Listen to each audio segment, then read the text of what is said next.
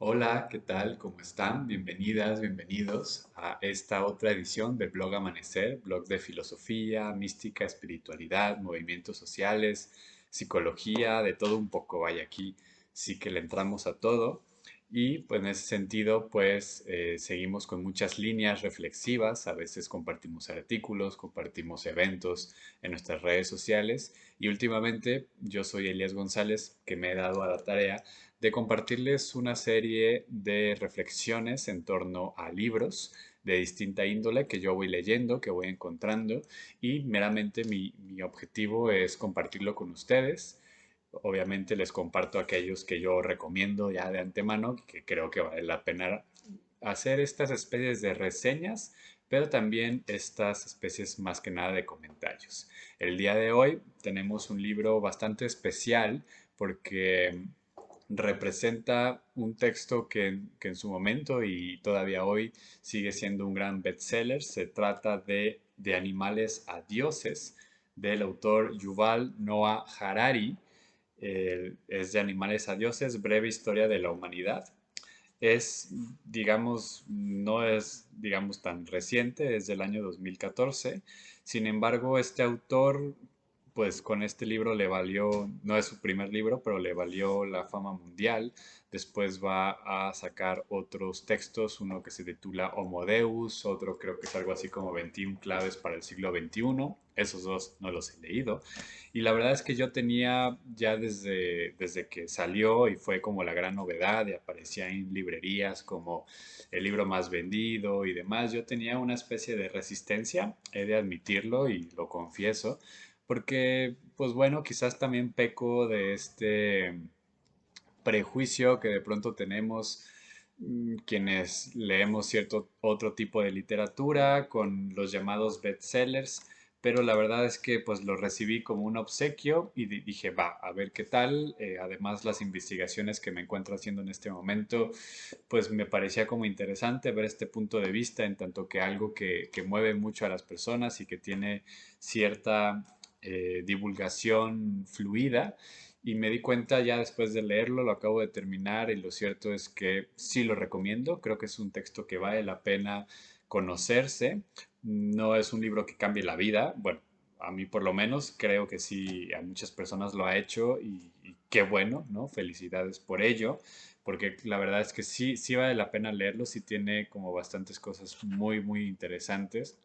Decidí reseñar este justo después de que acabo de reseñar uno cuya literatura es similar, cuyo modo de, digamos, su género literario es muy parecido, que era el de Dios, una historia humana de Reza Aslan. Y en ese entonces les hablé justo de este libro también de Harari y ahora pues meramente es este comentario. La tesis principal, por decirlo de esta manera, si es que tiene una, porque no es un libro de filosofía, es un libro de historia y de historia no necesariamente académica o academicista, sino que pretende ser más bien una presentación de todo el horizonte humano desde sus inicios hasta la actualidad. Y habrá quien, déjenme acomodar un poco aquí el video, está un poco mejor creo. Si se fijan ahí, bajaba un poco, ahí hay como un pequeño altar, unas imágenes. También por ahí, quienes les interese como ese tipo de cosas, dejémoslo por ahí porque se ve bien. Eh, Vaya, les estaba diciendo, ¿no? Que no es un libro de historia meramente como los que leíamos en la primaria, ¿no? En donde pues veíamos, bueno, que la prehistoria, que no sé qué, sino que en realidad sí le mete bastante reflexión, a mí se me hace como muy interesante. Mm, Plantea cuatro partes que a mí se me hacen ya en sí mismas como muy, muy elocuentes. Por supuesto está antecedido con una línea temporal que de cierta manera él él va ahí como rescatando cuáles serían como las fechas importantes, pero solo para que se den una idea, básicamente nos plantea desde hace 13.800 millones de años aparece la materia y la energía, es el inicio de la física. Y justamente eso es un poco el recorrido que él nos podría ir planteando, desde la física a la química, a la biología y a la historia. Básicamente ese es el recorrido que nos plantea. De la física, ¿no? Que estamos en el inicio de todo, por decirlo de esta manera, ¿no? De los fenómenos físicos, pasando a la química, porque claro, la física, sobre todo en sus niveles mucho más amplios, pues nos va a dar cuenta de cuestiones gravitatorias, de los planetas, o sea, cosas cosmológicas mucho más originarias, por decirlo en ese nivel. Después vendrá la química, no como ciencias, por supuesto, sino como fenómenos que ahora les llamamos fenómenos físicos o fenómenos químicos, ¿no? Los fenómenos químicos ya estarían, pues, ya como que estamos acotados más al mundo de los elementos, ¿no? Y a su interacción entre ellos, ¿no? Es una escala menor, por decirlo de esa manera. Después viene ya el mundo de la biología, ¿no? La etapa biológica, que ya inmediatamente bios, ¿no? Nos remite a la esfera de la vida en sus distintas dimensiones, y aquí es donde más o menos va a empezar la historia, aunque claro, eh, de- el libro va a rescatar justo temas de la física y la química, pero pues se va a centrar en el nivel de la biología.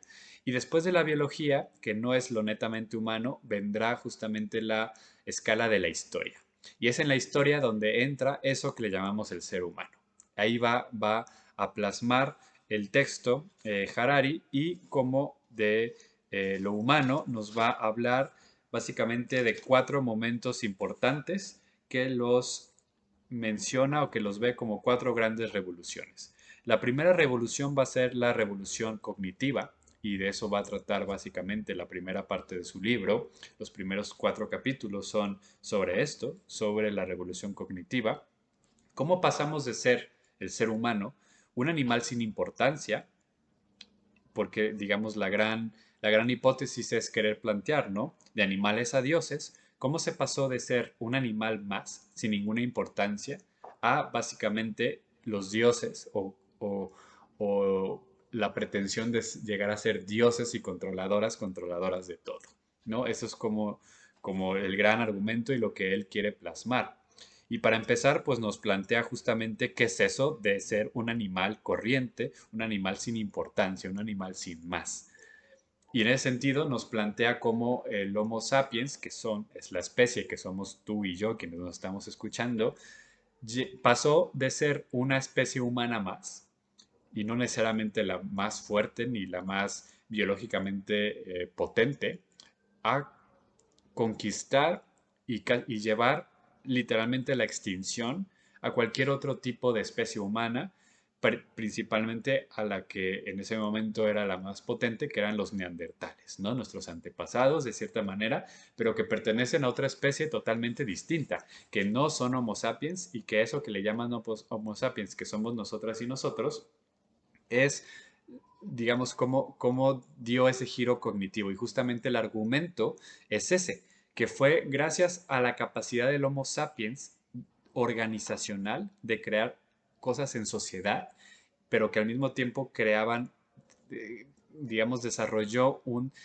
ámbito más profundo de abstracción y por lo tanto de fantasía, y si de fantasía, entonces de elucubración de mitos comunes que les permitieron organizarse de una manera más eficaz, y con eso salir de África, que es donde nace, digamos, nuestra especie, salir del territorio que hoy le llamamos África y comenzar a desplazar todas las demás especies humanas, y también extinguiendo especies animales por completo hasta llegar hoy en día.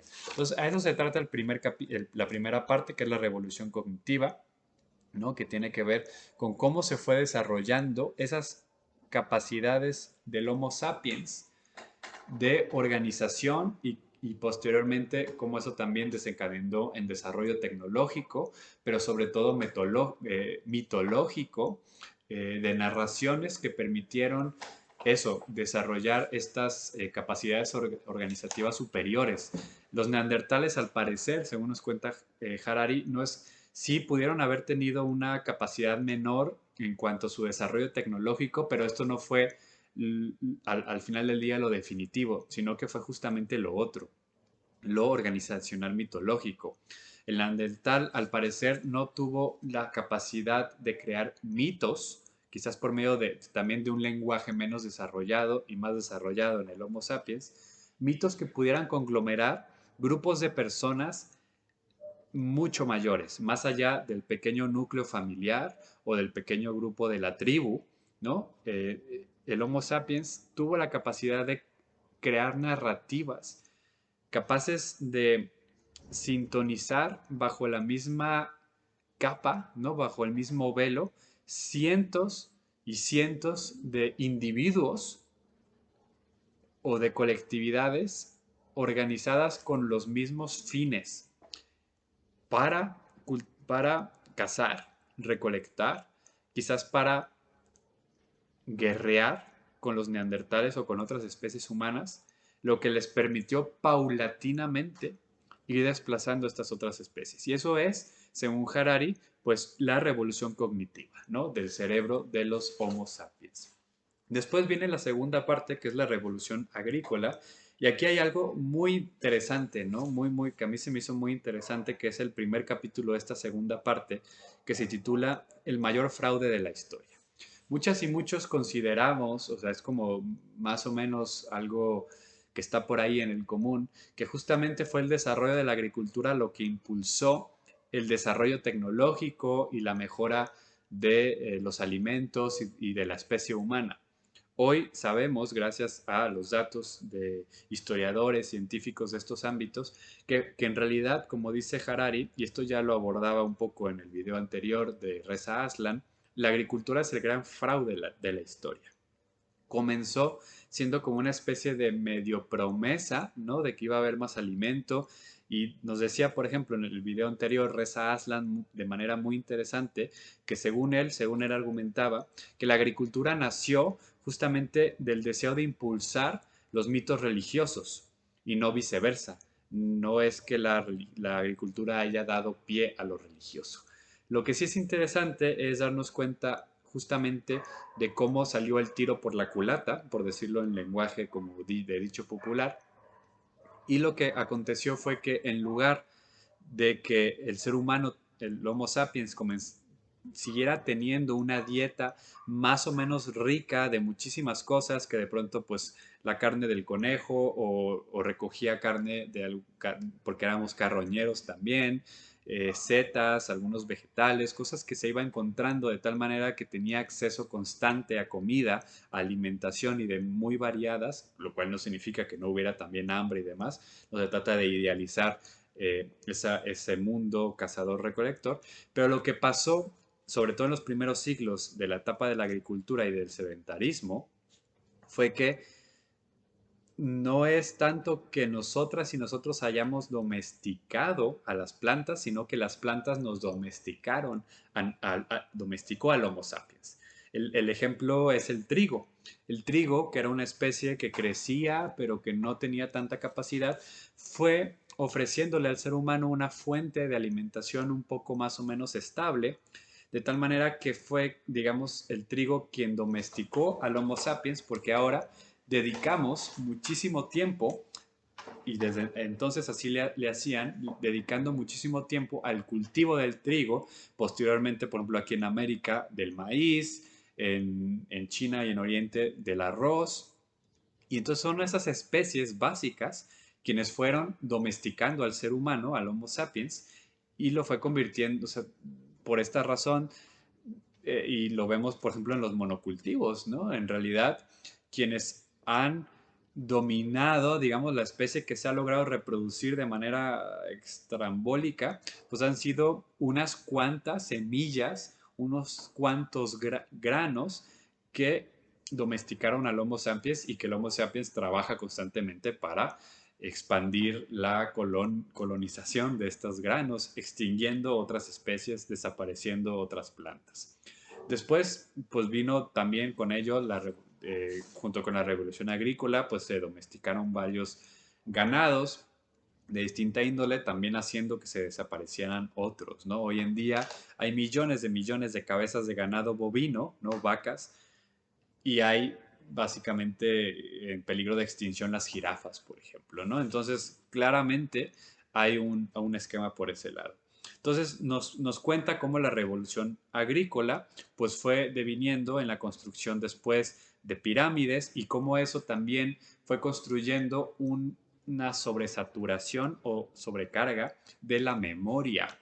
Antes pues no habría tanta necesidad de recordar ni de contar tantas cosas, lo cual fue, pero después, ya en tiempos de la agricultura, la mera necesidad de estar administrando y haciendo recopilación de lo que se cosechaba, de los tributos y toda la civilización que se fue complejizando cada vez más, fue orillándonos a crear nuevas tecnologías, entre ellas la escritura cuneiforme sumeria, y poco a poco cómo fueron emergiendo escrituras y lenguajes cada vez más complejos, justamente porque la memoria del Homo sapiens, por más flexible y capaz que sea, tiene un límite y fue creando justamente eso.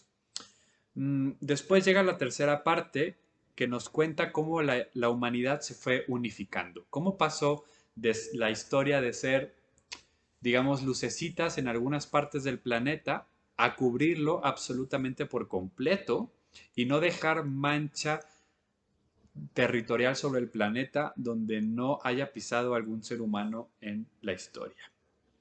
En ese sentido, nos va a contar un montón de narraciones, desde cómo surge el dinero, cómo surgen también los imperios, la noción del éxito y el papel que juegan las religiones en la unificación, ¿no? Entonces, claro que hay unificaciones religiosas, hay unificaciones económicas, imperiales, nacionales.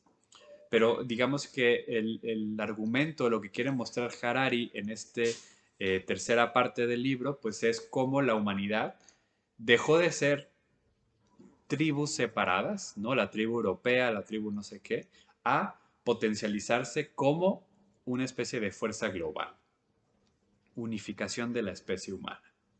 La cuarta parte y la última, que es la más extensa, es la que le dedica Harari a lo que él le llamó la revolución científica. Él dice que justamente esto deviene del descubrimiento de la ignorancia. Así titula el capítulo 14, que es el primero de esta cuarta parte.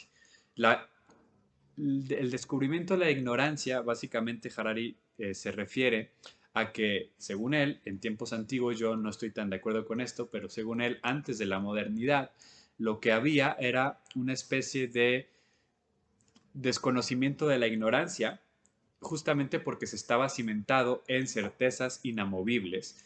Lo que decía la Biblia era la verdad y si uno tenía alguna duda, simplemente tenía que ir a acudir a preguntarle al sacerdote o al teólogo o al gurú, al lama o a quien sea que supiera lo que decían los textos sagrados o lo que decía la tradición oral o lo que decía la sabiduría, que era el todo de información que se necesitaba saber, porque esa era otra, ¿no?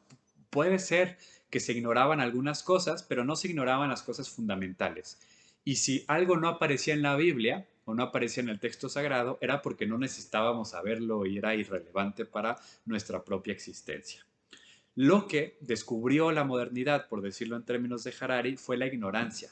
El hecho de que nuestras certezas no estaban realmente tanto en lo correcto, de que la Tierra no era plana, de que resulta que había otro continente, ¿no? Totalmente distinto y que jamás se había visto por ojos europeos, eh, que resulta que la Tierra no giraba, no todo giraba alrededor de la Tierra, sino que pues la Tierra giraba alrededor del Sol y que además no éramos la única galaxia. Todas estas nuevos descubrimientos, lo que descubrieron en realidad, diría Harari, es la ignorancia. La ignorancia y junto con ello la posibilidad de descubrir siempre nuevas cosas y ya no plantearnos en lo que nos dice la tradición, lo que nos dice lo antiguo. Eso es básicamente el impulso científico del desarrollo, de buscar siempre más, de estar siempre conectando.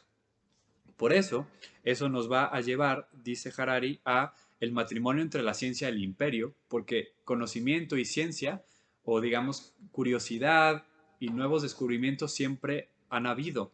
Sin embargo, nunca había habido un interés real por parte del imperio, de los imperios o de los poderes fácticos, ¿no? De los poderes políticos, por promocionar los descubrimientos científicos o el saber.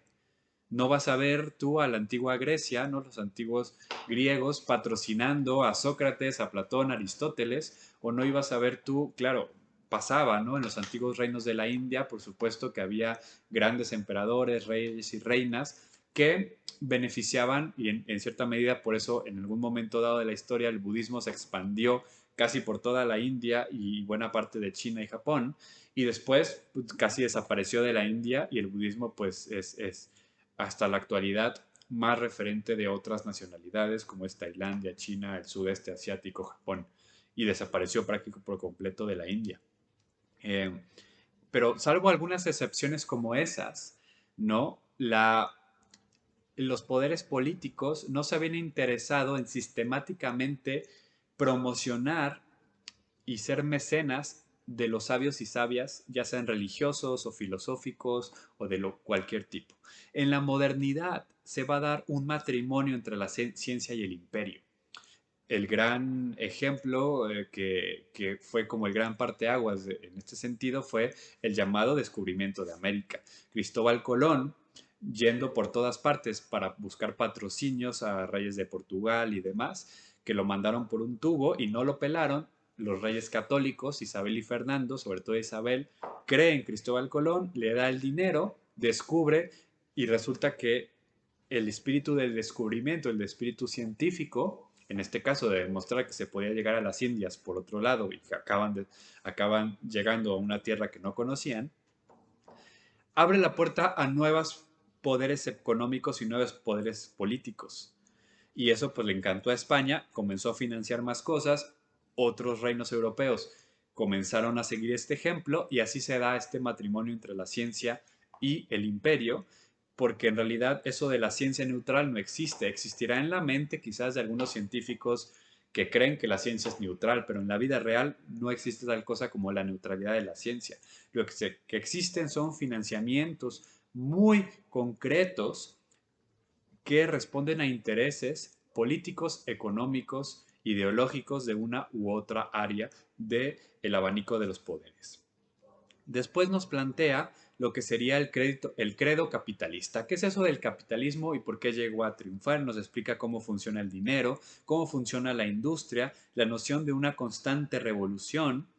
Y los últimos dos capítulos son bastante interesantes, aunque desde mi punto de vista aquí Harari cierra de una manera un poco, o sea, como que comenzó dando datos muy interesantes desde los primeros capítulos y ya los últimos dos titulados Y vivieron felices por siempre jamás y el final de Homo sapiens simplemente nos pone algunas cuestiones sobre la genética, algunas coyunturas o cruce de caminos hacia el futuro, la crisis ecológica, preguntas éticas sobre esto, por ejemplo, la genética, y pues si va a haber algo así como un final del Homo sapiens, ya sea porque nos extinguimos por la propia mano, porque estamos destruyendo la casa común, o será que justamente los logros científicos que estamos alcanzando justo en el ámbito de lo humano lleguen a distorsionar la especie Homo sapiens que ya no podemos distinguirla como tal, ya no podríamos en un futuro quizás hablar de Homo sapiens, sino de una especie totalmente nueva,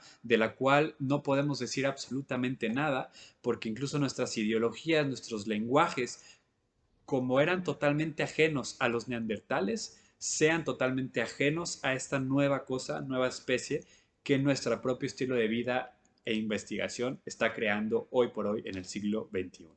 Me imagino que sus segundos textos, como este de Homo Deus y posteriormente el de 21 claves para el siglo XXI, aborda estos problemas que aquí deja abiertos. Pues bueno, eso es básicamente mi comentario, reseña. Creo que es un libro que vale la pena. A mí algo que me gustó mucho sería, recalcaría datos, da datos fascinantes que de otra manera yo desconocería. También tiene varias páginas de citas y de, mm, por decirlo así, bibliografía bastante interesante que se los recomiendo muchísimo porque la verdad es que si a alguien le interesa un tema, pues aquí va a descubrir en muchos idiomas cosas bastante interesantes. Eso es una de las grandes bondades de un libro como este. Otra de las bondades particulares que encuentro en este libro de Harari es que quiere, de cierta manera, es crítico con muchas cosas. De hecho, por acá en la contraportada nos dice, la reseña del libro dice, audaz, ambicioso y provocador, este libro cuestiona todo lo que creíamos saber sobre el ser humano, nuestros orígenes, nuestras ideas, nuestras acciones, nuestro poder y nuestro futuro. Diría, claro, esto es un poco exagerado porque de pronto Harari aborda ciertos lugares comunes, pero creo que en cierta manera, o sea, se puede reconocer en el fondo de Harari pues un autor que también está defendiendo ciertas cosas, que tiene ciertos valores de por medio, pero creo que en la medida de lo posible sí logra poner sobre paréntesis muchísimas cosas y logra tratar por igual muchísimas de o varias de las ideologías, posturas políticas y lecturas históricas de distintas cosas, ¿no? Pone por igual crítica al liberalismo y al capitalismo como al comunismo, pero también a las nociones de un pasado idílico, como estas críticas que quieren ver en lo indígena lo mejor y que ahí todo era hermoso y que la modernidad llegó a tumbarlo todo y que por lo tanto la modernidad es la mala de la historia, como justamente a las críticas que más bien quieren poner la bandera de lo moderno y defenderlo a toda costa. Pone por igual, les digo, sobre paréntesis, dando datos y dando opiniones que muestra que al final del día, pues todas estas cosas son medio interpretativas, que justamente el gran característica humana es esta ficción, la imaginación, el contarnos historias, el llegar a crear mitologías en común, ¿no? Uno de las de las grandes cosas que yo estoy muy de acuerdo con él y que en otros textos no lo veo, es que Harari sí llega a decir explícitamente que el liberalismo es una religión, que el capitalismo es una religión y que todo esto de la religión pues no es meramente iglesia católica o hinduismo o lo que sea, sino pues todas estas narraciones que nos creamos para darnos sentido y para significar la vida y tratar de fundamentar por qué las cosas así y por qué no de otra manera, ¿no? Entonces, en ese sentido, creo que Harari sí llega a tocar cosas muy medulares con un lenguaje muy sencillo, se lee extremadamente fácil el libro, es largo, pues son casi 460 páginas, quitando ya las citas, ¿no? Ya con citas y todo, pues llega casi a las 500, pero se lee de manera muy a gusto. La crítica que yo les digo sería esas. Por ejemplo, pues creo que su final se queda un poco corto, creo que al final del día tampoco es demasiado y crítico consigo mismo, tiene una visión de la historia como muy lineal, ¿no? Esto pasa por esto y así va construyéndose la cosa, y entonces no hay como una reflexión mucho más honda, filosófica, de muchas cuestiones, pero también creo que no le podemos pedir eso porque no es lo que está proponiendo, sino que le está proponiendo una visión pues de cierta manera histórica. Bueno, pues eso sería todo. No me queda más que invitarles a que conozcan este texto, a que conozcan de igual manera los otros reseñas y comentarios que hemos puesto aquí en el canal de Blog Amanecer, invitarles a que le den like a nuestra página de Facebook, a que se suscriban en nuestro canal, que nos dejen sus comentarios, sus opiniones sobre este libro y sobre los otros que hemos reseñado, y también que nos sigan en Instagram. Muchísimas gracias, estamos en contacto y esperen más material en futuras ocasiones. Saludos y cuídense.